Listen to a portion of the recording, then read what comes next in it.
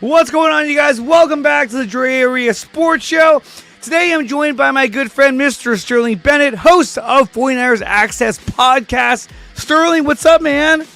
I'm doing good. Niners have mandatory minicamp for the last time today. And funny enough, a ton of trade talk is happening around the San Francisco 49ers, whether valid or not, and maybe even a big name free agent acquisition. Dre, I'm happy to be here and happy to talk about all those things with you today. Absolutely. And there's been a lot of trade talks. We're talking about receivers. We're talking about free agency. A lot of things to discuss today, but guys, if you want to support the channel, make sure you like, share, and subscribe to the DreArea Sports. Make sure you like, share, and subscribe to 49ers Access as well over on YouTube and also on wherever you find your podcast as well, because he puts his podcast out everywhere. Something I need to improve on. And other ways of supporting the channel, you can do so by becoming a member over on my website, which is nicotina.net. And there's memberships available under DreArea Sports. Or you can simply go down and join us on the Patreon. Both links are down below in the description. If they're not now, they will be really soon. And so definitely check that out. Okay, so one thing I want to get to real quick, and this is just some breaking news that came out of this morning. Let's see, do I have it? Oh, I do have it. Here we go. It is Joe Montana's birthday. Hell yeah. Wow. That is awesome. He is regarded as the GOAT, him and Tom Brady. He was the original GOAT, obviously, because he's Joe Montana. But I don't know how old he is. Do you know how old he is? Ageless. Doesn't matter. Ageless and priceless. That's what he is. But happy birthday to the great Joe Montana. Without him, who knows where this franchise would be right now. He's the original OG GOAT.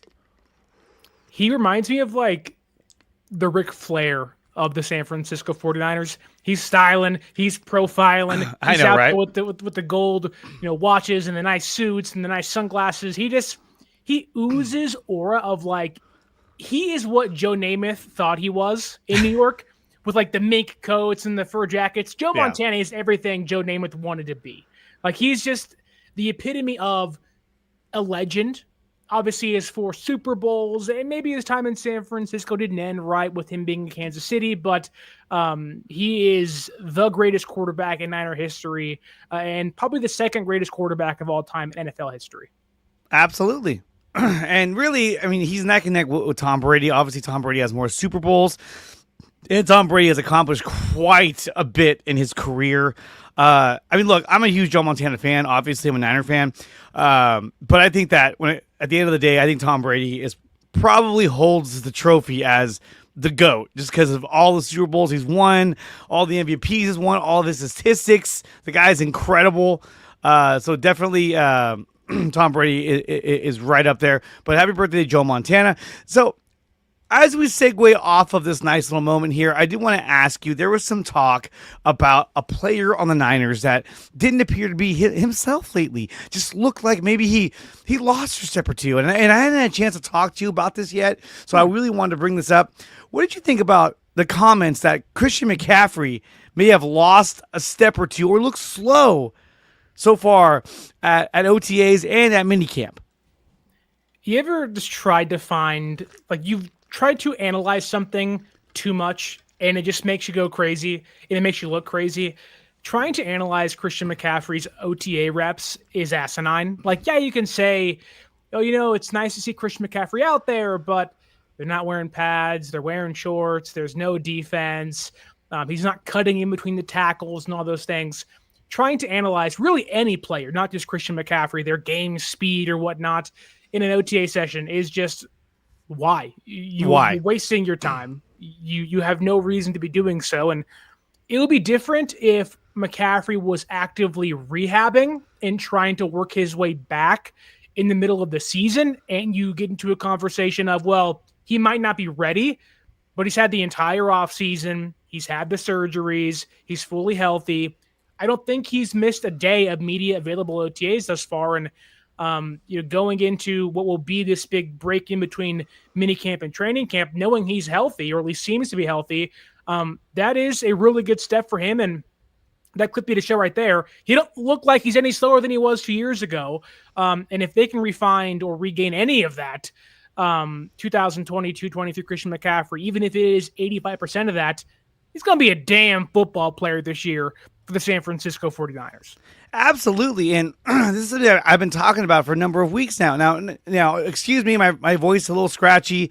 I'm getting over strep throat that I had last week, so there's a little bit of remnants going on there, which is a little annoying, but it is what it is. But the amount of offensive firepower that you're getting back this season when it comes to a guy like Christian McCaffrey, later on you're going to get Brandon Aiyuk, but you're also getting a second-year player in Isaac Guerrero, who I still think is going to be able to produce quite a bit in the offense. And we've seen him so far at OTAs, at minicamp, looking explosive out there. And I think they're going to find creative ways to get him involved in the offense. But when it comes back to Christian McCaffrey, I've been pulling up the stat a lot. I'm trying to find it right now, where it shows you how he ranked according to Next Gen Stats in 2023. If you get anything close to what he did in 2023, then you're getting pretty much a MVP candidate back in Christian McCaffrey. He's going to open things up in the passing game. He's going to open things up in the running game. He's going to do a lot of things for your offense that you couldn't do when he wasn't there last season. And granted, look, I thought that J.P. Mason did a great job of running the football and being effective in those running lanes. But again, I don't think that he was able to carry the load. We saw him take on a lot of injuries towards mid-season and later in the year. So look, Mason was an undrafted free agent, and we struck gold with that guy in terms of what we're able to get out of him production wise. But getting Christian McCaffrey in place of him is going to be huge. While I looked this up, I mean, what do you think McCaffrey brings that Mason couldn't bring in terms of like their overall productivity? Yeah, I think Christian McCaffrey is an overall better in-between the tackles runner. Obviously, he's more explosive, but he gives you so much more as a pass catcher, whether it's checkdowns or on swing passes or whatnot.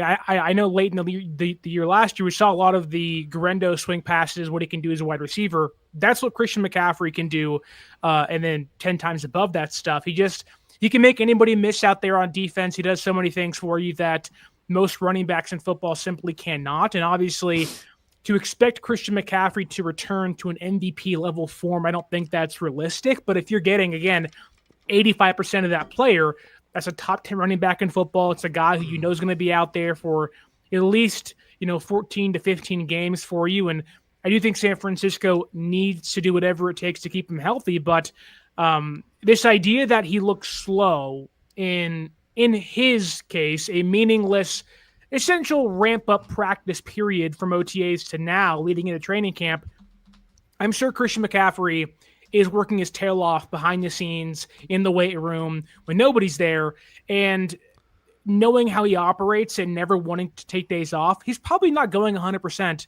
in a random OTA practice in front of other people that, in his case, don't really matter. Like, who cares what any reporter thinks of him? All he cares about is Kyle, Bobby Turner, and what his health looks like. And he knows once game time comes around, I'll turn things up then.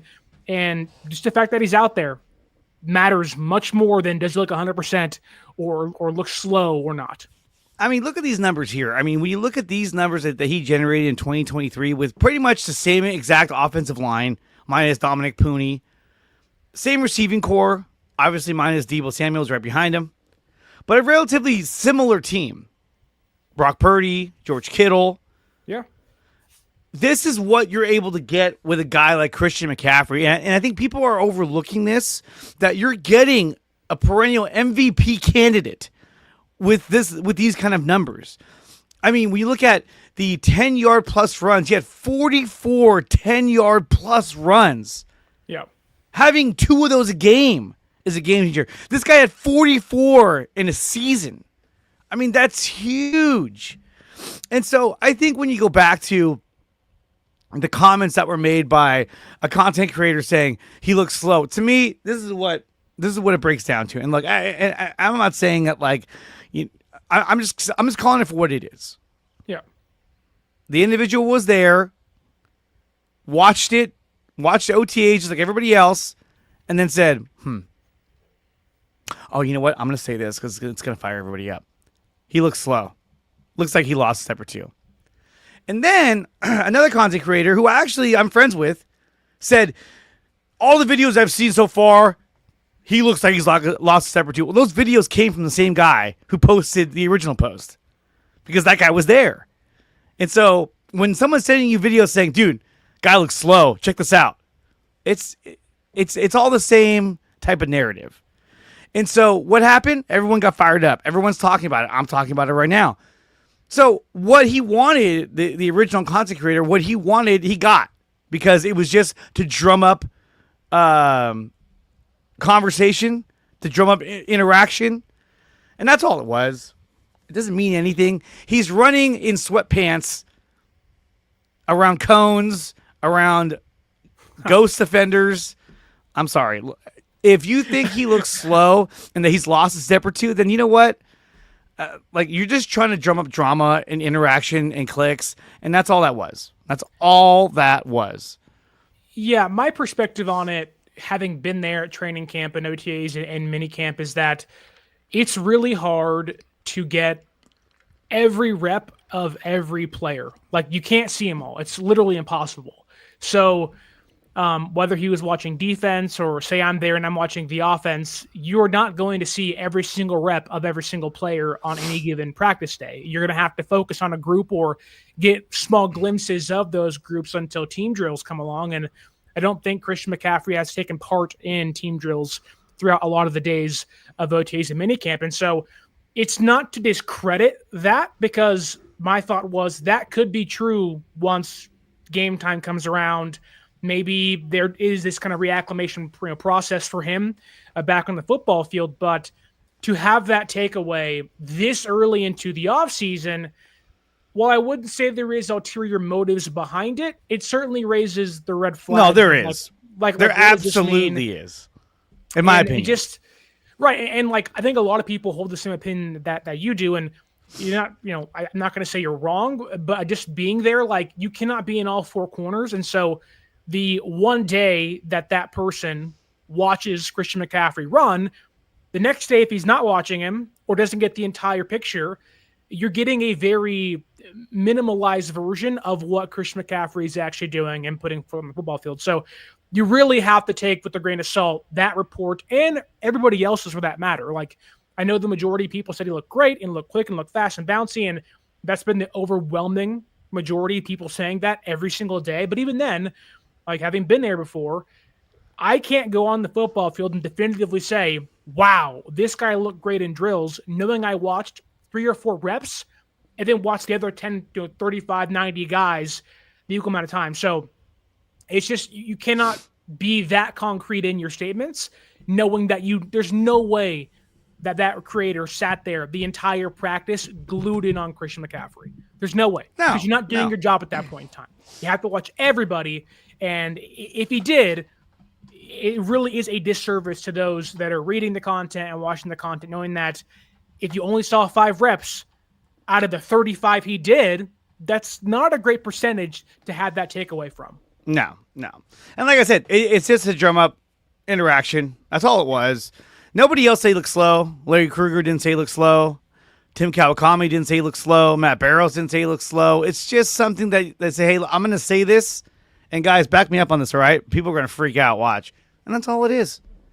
They're content creators. I don't want to say it's what we do, but it's what some of us do, is drum up controversy for interaction. And that's all it is.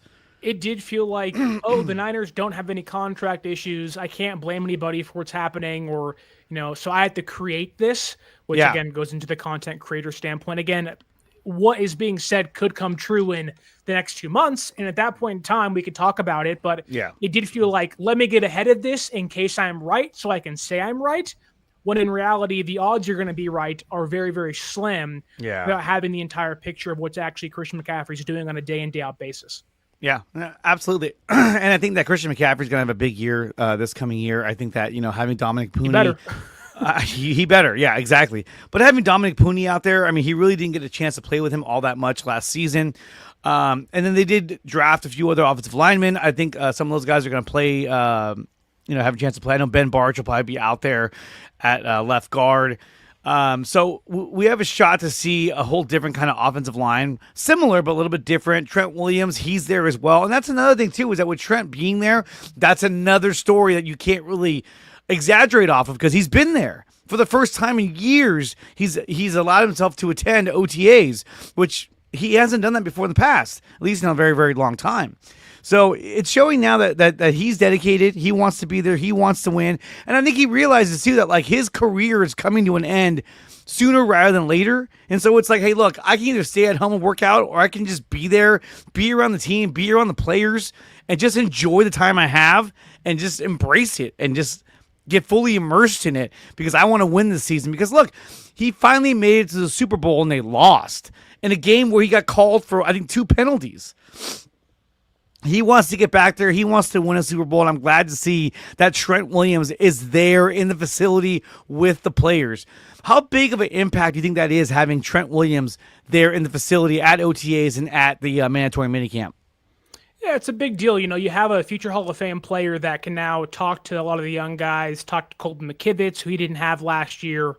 I think this is now McKivitz' 3rd year starting.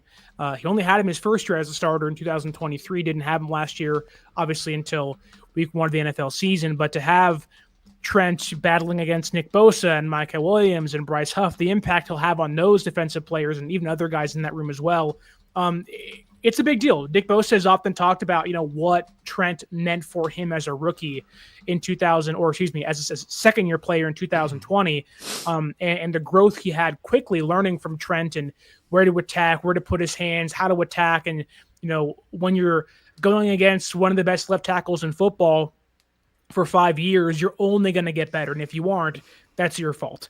And I think Nick took that in stride, and you're hoping that Michael Williams and Bryce Huff and whoever else is in that room alongside those guys can do the exact same thing. And I think just having that brain and that mind to pick matters. We always talk about in baseball, what Justin Verlander means to a young Giants rotation, right? Right. Bring in that savvy vet to have in that room to help those guys learn how to pitch, not just throw.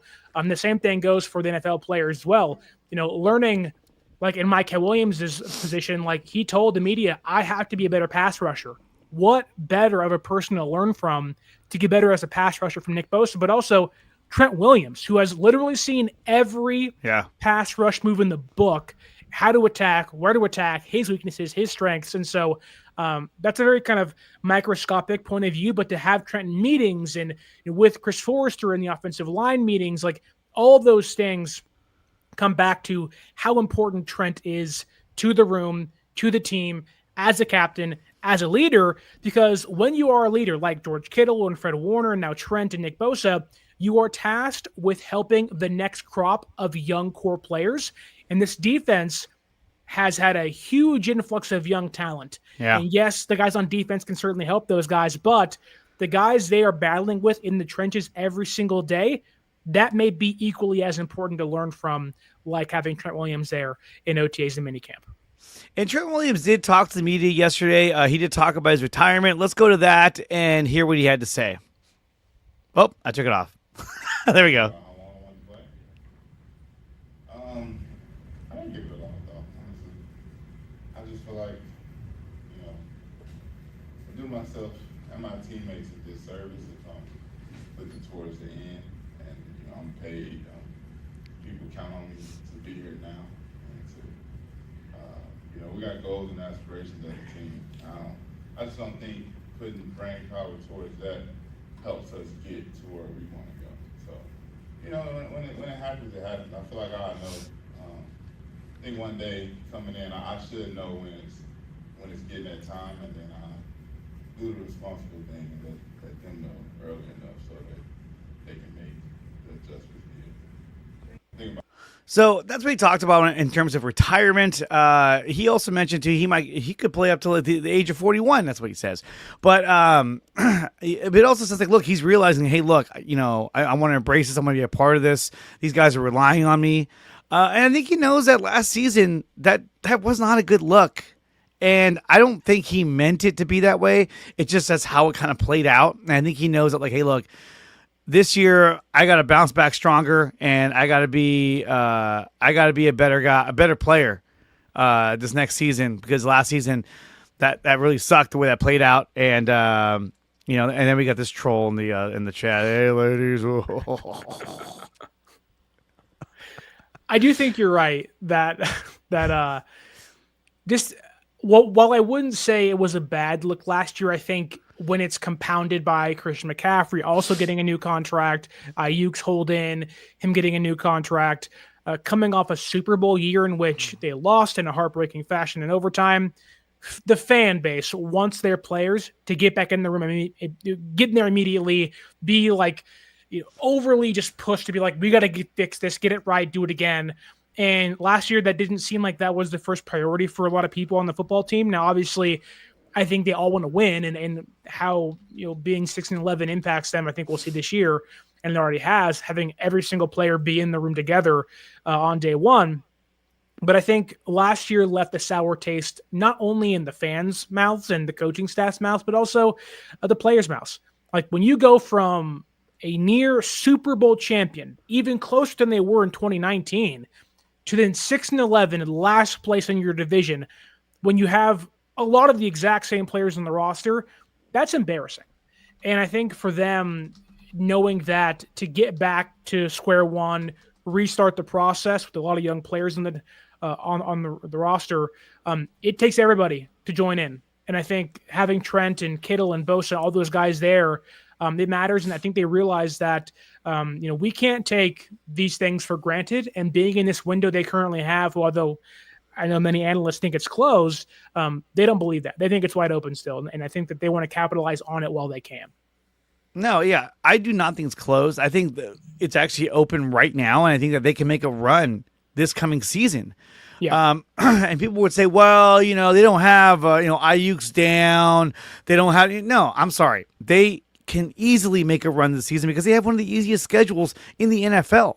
And so if they execute at a high level, they're going to find success and win a lot of these games. And that's one thing they didn't do last season is they did not execute at a high level. Bad timing, bad route running, bad blocking assignments. Just they made mistakes, mental mistakes left and right last season, which cost them a lot last season. And still, at the end of the day, they had a top 10 offense and they almost made the playoffs. So again, this is a team where if they execute at a high level, they're going to find themselves in the driver's seat in this division. I am about 99.9% confident this team will make the playoffs. And I feel very confident that they can make a run at the Super Bowl, even with the team they have now. They're younger, they're more athletic, they're stronger, they're healthier. I think they have a lot of things working in their favor that they didn't have last season. And a lot of players too, even Diamondor Lenore. And a few others have said, man, having the extra time off after this last season was a huge difference than having the short amount of time off coming off a heartbreaking loss in the Super Bowl. Yep. I mean, they lost in overtime. Yeah, Mahomes drove down, scored a touchdown, and won that game. It wasn't like they lost that game 34-17. Like, oh, well, we lost. No, they went all the way to overtime, and they lost that game. That was a game they should have won. But it was also a nail-biter, and it was a grinder of a game. And, I'll say this, too. The Chiefs had a much better defense that season as well compared to the one against the Eagles. They also had both McDuffie and Snead as their corners, and that gave the Niners a lot of problems. Anyway, we're not going to talk about Super Bowl anymore. But speaking on Brock Purdy, Trent Williams did have this to say about Brock Purdy after mandatory minicamp yesterday. It's super, super fulfilling just to watch a guy like Brock. And I mean, you talk about a Cinderella story, I think this is the epitome of that. Guy from making, a few $100,000 a year to making $50 million a year.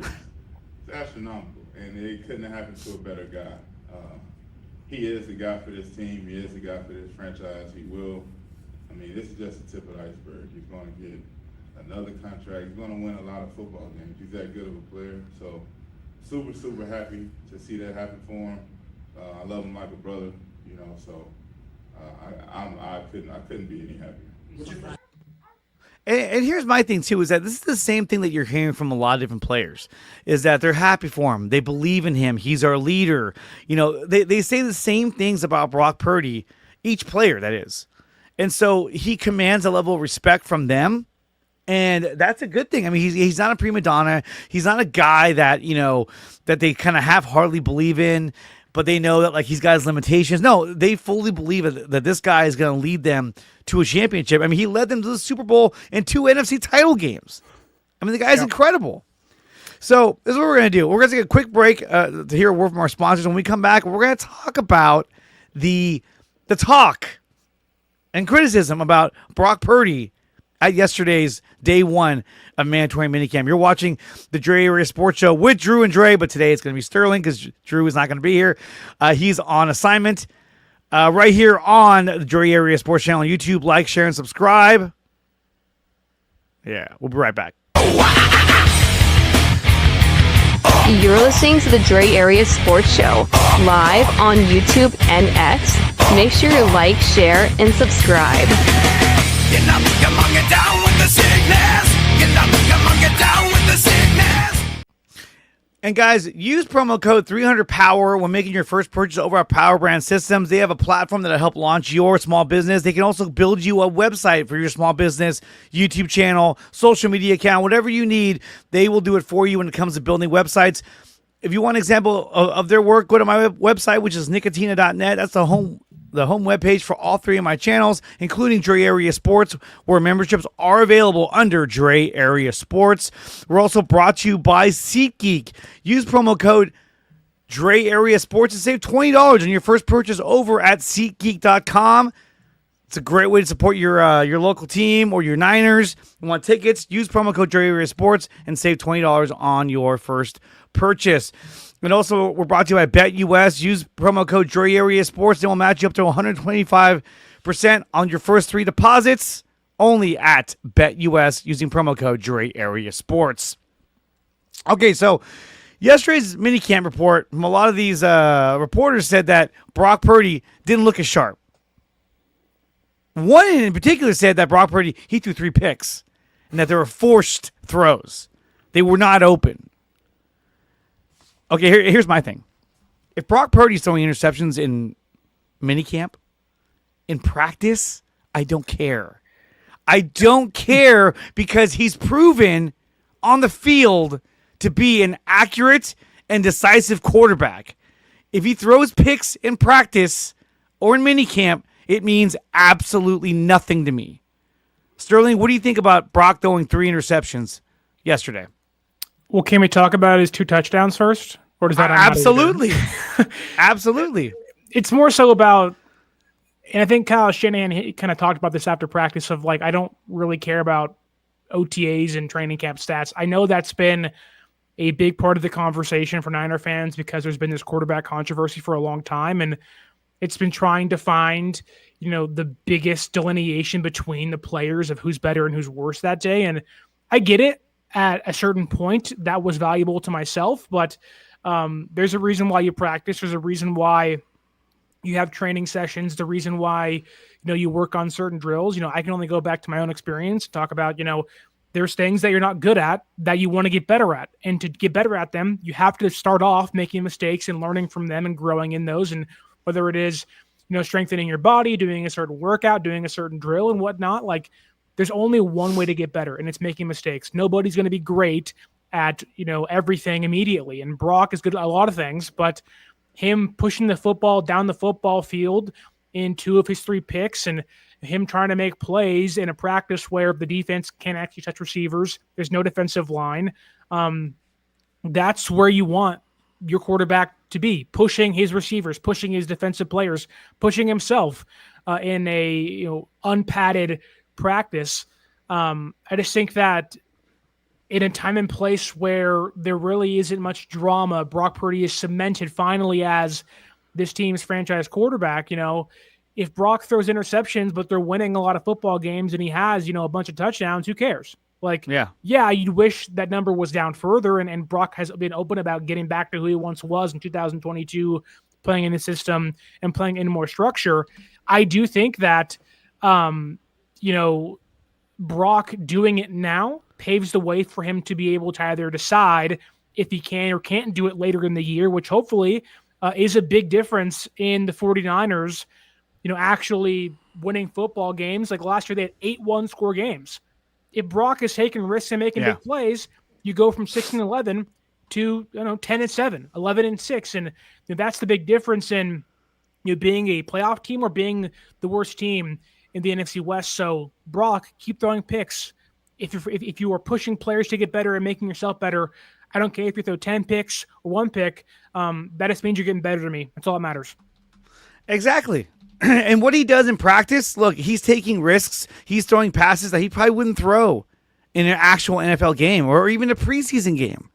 And so he's kind of experimenting with his own mind, with his body, and trying to see, okay, let me try this, let me try that. I don't take it as like, he threw 3 picks. We got a problem. Mac Jones, get ready. You never know. So I think, again, it's one of those things where, look, you can report on it. Obviously, yeah, I mean, that happened, but is it something to be concerned about? No.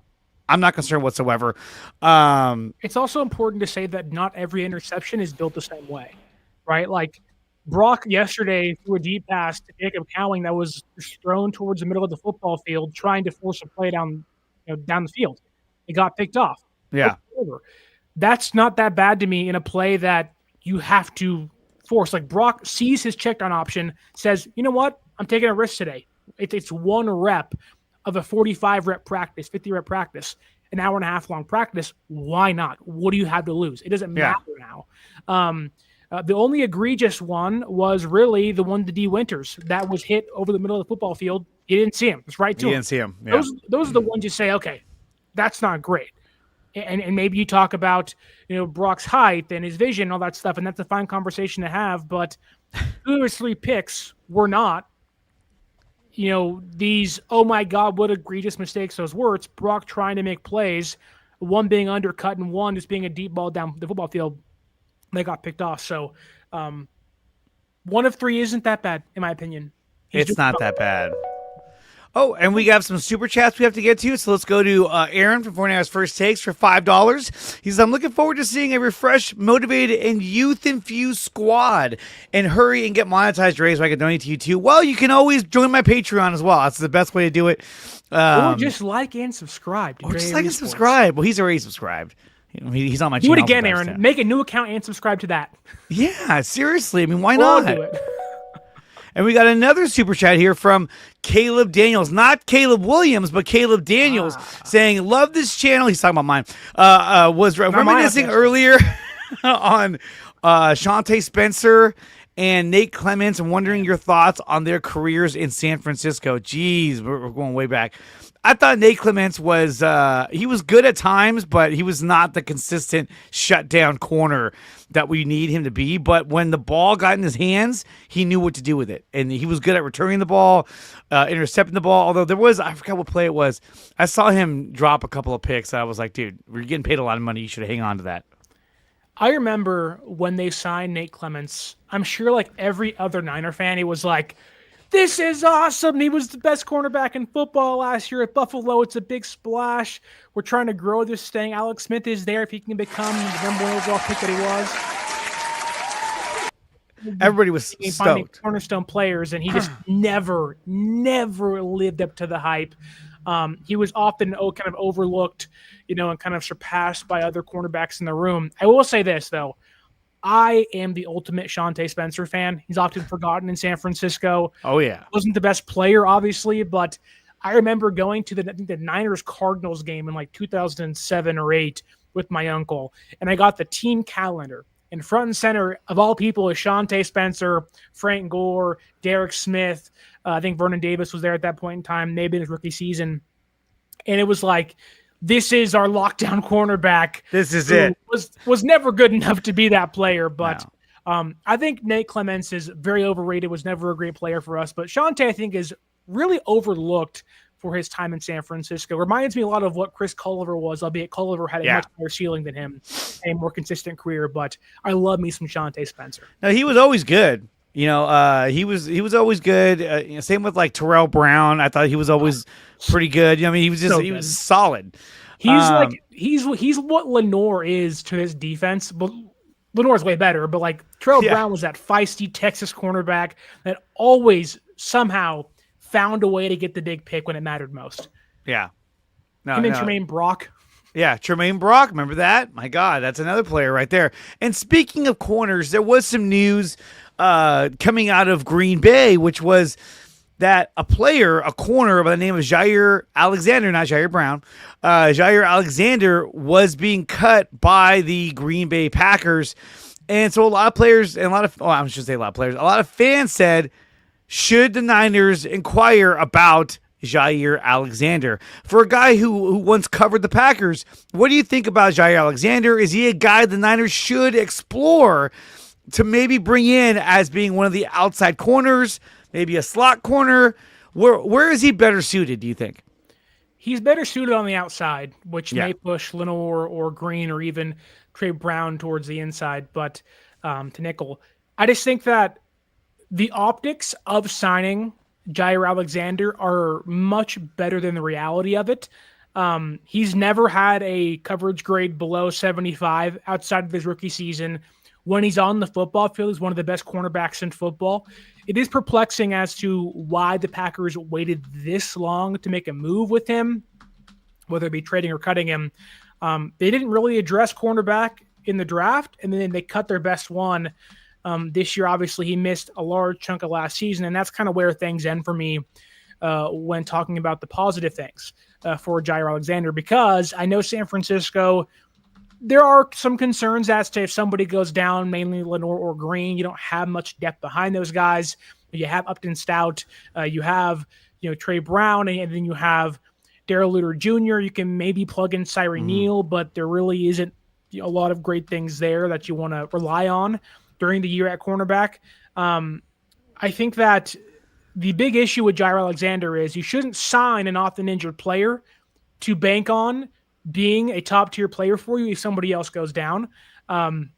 He's only played 34 of the possible 68 games over the last 4 seasons.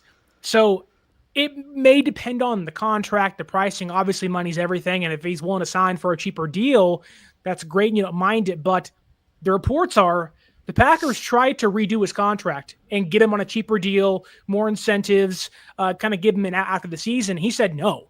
So if he's saying no to that, why would he say yes to San Francisco's cheaper contract in a place that has much higher taxes on a defense that he's probably going to be the cornerback 2 or 3? I think he fits all his defense. He has 15 interceptions over his career that obviously plays with San Francisco in kind of the all gas, no breaks mentality Saul likes to have. But I just don't see a future of Jaire Alexander being in San Francisco. I'd much rather wait to see what happens with Jalen Ramsey compared to Alexander. I just don't see a future of him being in San Francisco. I'd watch out for the Dolphins if Ramsey is traded. I'd look out for the Rams. I'd even watch out for Kansas City. But I don't think he has a future in San Francisco. I mean, when you look at his numbers, right? Let me go ahead and just bring this up real quick. So if you look at his numbers, he played in 7 games last season, 7 games the year before that, 16 games full season, right? He's great. And he had 5 picks. He had a good year. Before that, 4 games. So this guy has had a history of being injured. And so, again, if he's requiring to be on the outside, do you take Diamond Lenore, who's your best corner, and say, okay, no, we're going to have you in the slot now? I don't know if that's the move you want to do for Lenore. It wouldn't be a bad move for him, and you still have Renato Green, who's a man coverage kind of guy on the outside, but still, is this the kind of guy you want to invest your money into? And yeah, if he doesn't want to come at a much reduced cost, a cheaper rate, if he wants a lot of money, then no, this is not a guy I don't think San Francisco should waste their money on. This could be another version of Devondre Campbell in the sense that, if he's not performing, they're like, hey, we're going to take you off the field. No, I'm not coming off the field. Who knows? But unless he wants to come at a much discounted rate, I would not go out of my way to sign this guy. I wouldn't. Yeah, that is one of the more complicated factors in that, because Lenore, by what San Francisco is saying, is they want him playing the outside the entire year. They don't want to move him on the inside. So exactly. Signing Alexander would basically erase that and force him to play inside, or at least move Green or Trey Brown in there, which, it certainly deepens your depth and makes you stronger as a defense, but there's no promise he stays healthy. And I get it. Again, the optics look great. Wow, your first round pick, 15 interceptions. Like when he's healthy is great, but the question is when he's healthy, and he's aging, coming off of knee injuries that, last year he was healthy, but he couldn't get cleared by the coaching staff because they were like, yeah, like I'm kind of better off without you. And he didn't play in the playoffs. He didn't play late in the season, and he wasn't part of the Packers kind of push towards making a playoff run. So Green Bay clearly saw it as kind of a waste of money, waste of space. And even their GM was like you said yesterday, like we just couldn't afford to pay him what he was actually giving us. And that's a big part of this of like, he was overpaid. He was underplaying or underperforming. And the last thing San Francisco should do is let Dre Greenlaw or watch Dre Greenlaw leave, cut Floyd, cut Collins, let Hufanga go, let Aaron Banks go, then bring in Jaire Alexander. If that doesn't make any sense to me. Like you're kind of talking out of both sides of your mouth if you do that. So I would not touch him with a 10-foot pole, in my opinion. I mean, look, if we had one of our players in the secondary, like, Ronaldo Green or Lenore, who's suffering from, an injury, like something that's going to keep him out right now. But even then, Alexander and his representatives would use that as leverage and say, okay, well, you're going to pay us a little more money. Right. So again, I don't think it's a good fit for San Francisco financially. I think that he could be a big difference maker on the team, but I don't think it's the right fit for this organization and for what we have going right now. And plus, they've already pretty much made it known that they're trying Upton Stout in that slot position. I know Lenore had a lot of good things to say about Stout. He had a lot of good things to say about Darrell Luter Jr., saying that, this is going to be his breakout year, which I hope it is because we haven't gotten much of anything from him other than touching the ball in the Super Bowl.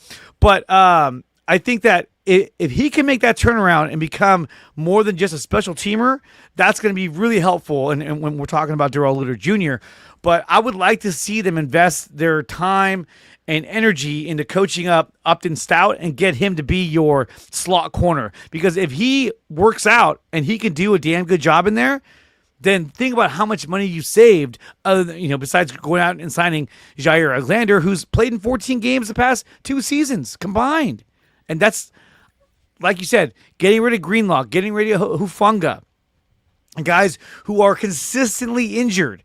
It doesn't make any sense to get a guy in Jaire Alexander because, look, when it comes down to these two guys right here, I think that these two, Jalen Ramsey is a guy that I would love to have. Love. Yep. Now, he's another guy, too, that he's an outside corner.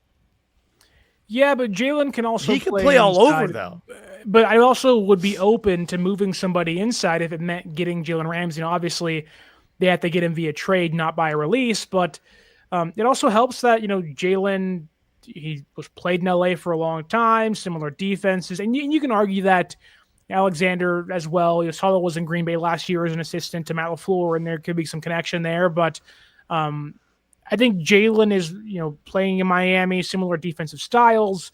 There's much more of a, I don't want to say connection, but there's much more of a familiarity. Watch Jalen Ramsey play in San Francisco compared to Alexander. Ramsey, I think, is also a player that wouldn't, although he won his money to do so, I think he wouldn't mind playing safety. I think that's, as he ages, I think that's a big thing that could be in the works for him. And maybe I'm wrong there, and that's not the case. But I can see it. I can easily see that. Maybe that's a couple years away. But when I think of top tier cornerbacks that age and turn into safeties, I think of Charles Woodson, who extended his career an extra 8 seasons and became one of the best safeties in football because of it. I think Ramsey kind of inching over the hump of 30, I think would really and should be open to the idea of doing that. And I would love the idea of adding Jalen Ramsey next to Mustafa at safety. Now that may not happen, badass. And maybe SF wouldn't want to do that, and maybe he'd say no under his current contract. But if that's possible, then yes. And I think if you can keep Lenore and Ramsey on the outside, move Green to the inside where he loves playing press coverage, you may have a really good trio, but it all comes down to financials. I don't know how much money San Francisco wants to pour into the roster after kind of gutting it this past offseason. I mean, Ramsey would be a game changer. I've always been a big fan of Jalen Ramsey, even when he had his feud with Deebo Samuel. Guess what? Deebo's gone now, so you don't got to worry about that. Like, hey, Deebo's gone. Let's bring him in. Hey, look, I think Jalen Ramsey has always been a game changer. Even back when he played for Florida State, I loved him then. I was like, this guy is, you could tell he was a man among men at Florida State. I was like, this guy's a badass. And we've seen what he can do in Miami. We've definitely seen what he can do in with the Rams in Jacksonville. So wherever he goes, he makes an impact. So I'd be all for us trying to get Jalen Ramsey. Obviously, it would depend on what they'd have to give up to get him. But a future, draft pick, I'd be down to give up for a guy in Jalen Ramsey because of his, not just his experience, but his skill set.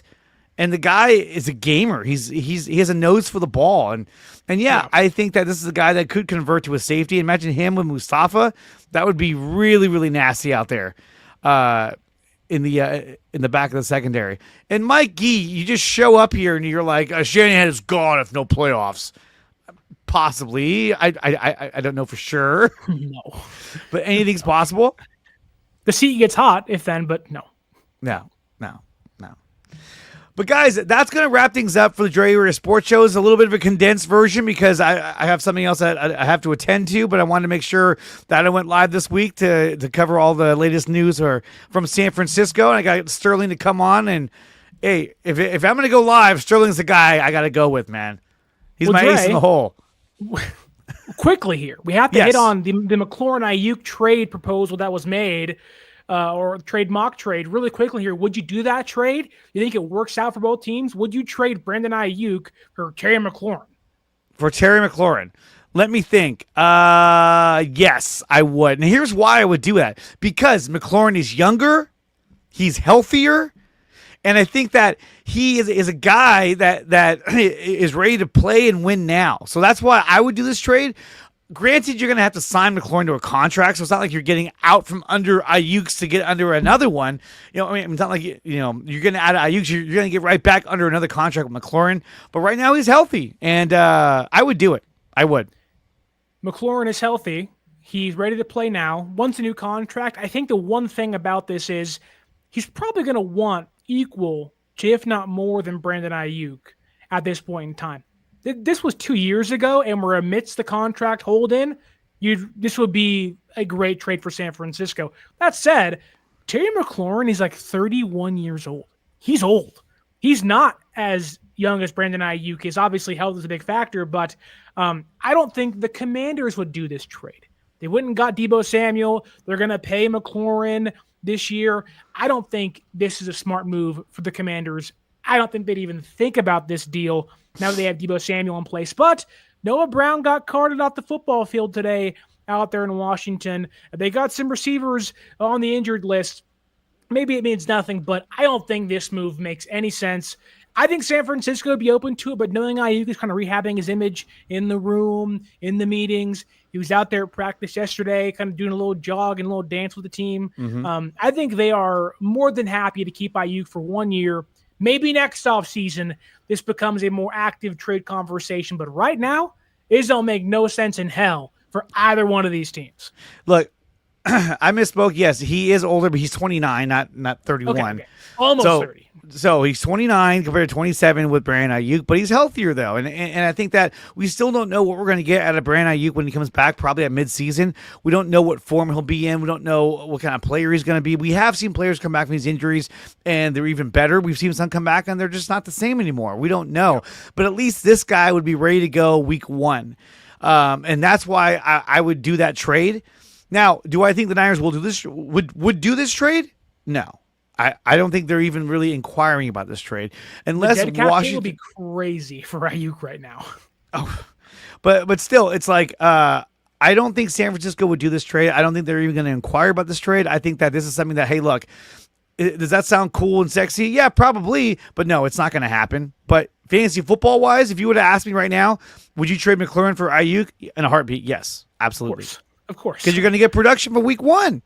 And if you want to make a shot, you want to make a run at the Super Bowl, then you get a guy, former Ohio State wide receiver. This is a guy that I would bring in if I want to make a run right now. But do I think they'll do it? No, I doubt. Not a chance. Not a chance. But it's fun to talk about. Oh, it's a great conversation starter. But realistically, It's never going to happen. Even Larry Krueger was like, this is a no-brainer. I would definitely do this trade. I was like, fuck. I mean, after San Francisco, you'd love to do it if money wasn't a factor and draft picks weren't going to be exchanged. And if he was still under contract, if he still had like another year or so on his contract and it wasn't that much, fuck, let's go. If it was 1 year ago, this would have been done. If this was the deal Adam Peters offered last offseason, it would have been, take him. Oh, yes. Perfect swap. But this would have been done. Both sides would have been like, let's go. Let's do it. Aiyuk would have been packing his bags. Like, let's go. But instead, Debo and Terry McLaurin this year, not Debo and McLaurin out there in Washington. It would have been the exact same core in San Francisco. I don't know, though. Instead. Like, if we would have gotten McLaurin, I don't know if Debo would have been so stupid last season because he didn't have another receiver. He was just like, I want the ball more, and I'm going to drop the ball. God damn it. I got to go. I got to get out of here. It's not going to work out. What a different timeline that would have been. A better Debo Samuel in 2024. Maybe San Francisco makes playoffs then. Who knows? Who knows? Who knows? Guys, that's going to do it for the show. I want to thank Sterling for coming out here and talking Niners football. I want to thank everyone in the chat who came out here to talk Niners football. Will they trade Terry McLaurin for Brandon Aiyuk? Probably not, but it's fun to talk about. I would do it. I'm looking at it from like a fantasy perspective. I would totally do it, but it's likely not going to happen. But like I said, it's fun to talk about. McCaffrey doesn't look slow. He looks great. Trent Williams is in the house. And guys, like I said, if you want to support the channel, make sure you like, share, and subscribe to the channel. Make sure you like, share, and subscribe to 49ers Access. If you want to support the channel, do so by joining us over on Patreon under DreArea Sports, or just go to my website, nicotina.net, and there's memberships available under DreArea Sports. Until next time, you guys, go Niners. We still got a long way to go until we get to the regular season. But, man, when that comes, it's going to be like freaking heaven, dude. Absolute heaven. All right, guys, we'll see you guys next time. Thank you for watching this video. If you want more of this content, then check out some of these recommended videos right here on your screen. Make sure you like, share, and subscribe to the channel. And if you want to support the channel, you can do so by going to my website, which is nicotina.net, and there are memberships available under DreArea Sports.